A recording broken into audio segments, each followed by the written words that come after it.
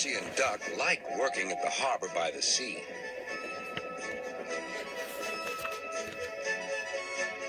On a clear summer's night, there's no better place to be.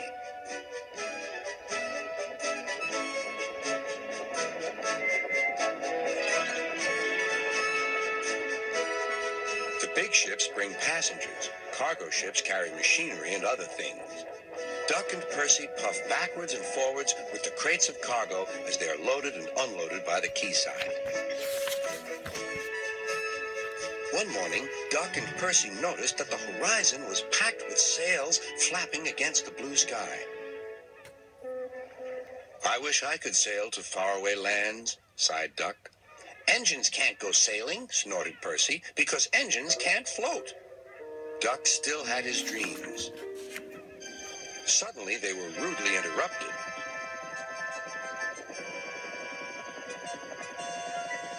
"Wakey, wakey," hovered Harold. "I'm looking at the boats," replied Duck. "That's the Regatta. Lots of boats, lots of races. Great fun. I hover around in case I'm needed." "Do you go to the horizon?" asked Duck. "Yes, and beyond." "I didn't know there was a beyond," whispered Percy. "Do you go to other places at sea?" continued Duck. "Certainly. I can land on ships, you know. Anywhere, anytime. Goodbye."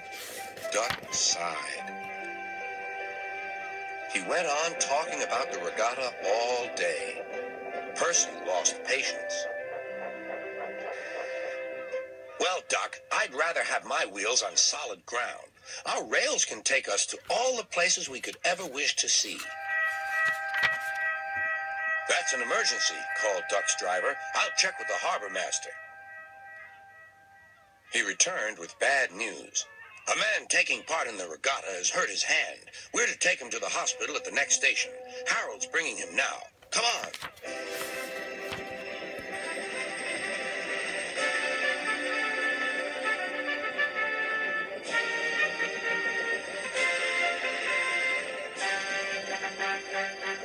"Good to see you again, Duck," whirred Harold as he landed carefully on the platform. The man was gently helped to safety. "My job is to stay at sea in case of other emergencies. Otherwise, I would take this gentleman to hospital myself. Must fly. Goodbye."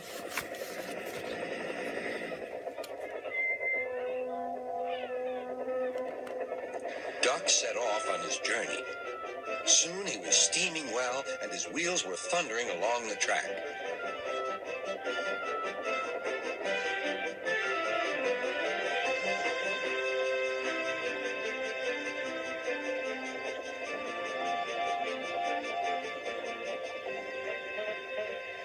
When they reached the station, the man thanked everyone, and Bertie got ready to take him to the hospital.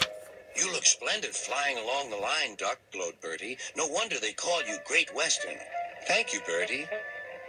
Percy's right, he thought to himself. Engines are happiest when their wheels are firmly on the rails. That night, Percy and Duck stayed a little longer at the quay. The air was warm and the sea calm. "There's a shooting star," said Duck. "Don't be daft," laughed Percy. "It's Harold. Look, he's hovering overhead." Something fluttered down towards Duck. His driver caught it. "It's a flag from the regatta. Harold's giving it to you as a present, Duck." "That was kind of Harold," whispered Duck. "He may have whirly arms instead of wheels, but he seems to understand just what an engine needs." Duck still wonders about the lands beyond the horizon, but I think he knows that sometimes the best travels are those we can only dream about. Don't you?